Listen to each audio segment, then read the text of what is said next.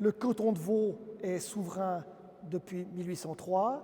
Il veut un bâtiment qui puisse incarner les nouvelles institutions. Le Grand Conseil est bâti, il sera inauguré en 1805. En 1815, le canton de Vaud est définitivement sauvé. Le gouvernement cantonal, cependant, va vite se refermer sur lui-même.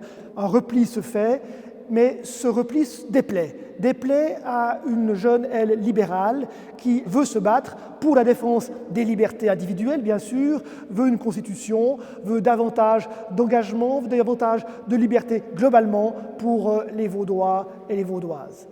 Ce mouvement prend de l'ampleur et dans le sillage des Trois Glorieuses à Paris, une révolution éclate le 18 décembre 1830 qui permet au mouvement libéral de prendre le pouvoir et d'inaugurer une constitution qui constituera un jalon important dans l'histoire vaudoise puisque le suffrage universel masculin est consacré.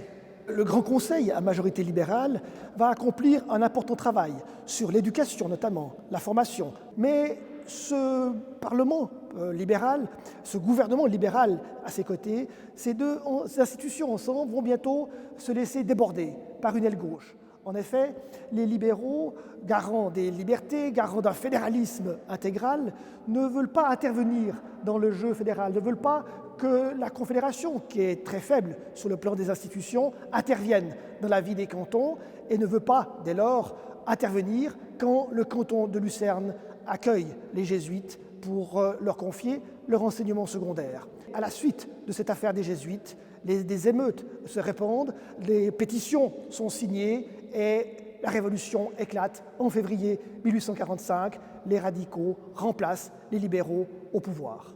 Le gouvernement radical qui s'installe va avoir pour objectif d'introduire un grand nombre de réformes, deux principales, d'une part sur le plan économique où le rôle de l'État est repensé, mais l'autre grande réforme consiste dans la création d'une démocratie semi-directe de type moderne. Le canton de Vaud sera ainsi l'un des pionniers du système que l'on connaît en Suisse aujourd'hui. Le capitalisme avance également dans le canton de Vaud. Des crises sociales apparaissent à la fin du XIXe siècle et au début du XXe siècle. Le mouvement socialiste va se détacher de l'aile gauche radicale et prendre son autonomie. C'est dans ce contexte que libéraux et radicaux vont se rapprocher et participer ensemble à partir de 1892 au gouvernement cantonal. Les fondements politiques du XXe siècle sont ainsi posés. Chaque parti subira bien sûr des conflits internes. Les socialistes seront divisés, le communisme va apparaître. D'autres formations politiques apparaîtront, les agrariens après la Première Guerre mondiale, puis plus tard dans le siècle, dans les années 70, le mouvement vers l'écologie politique.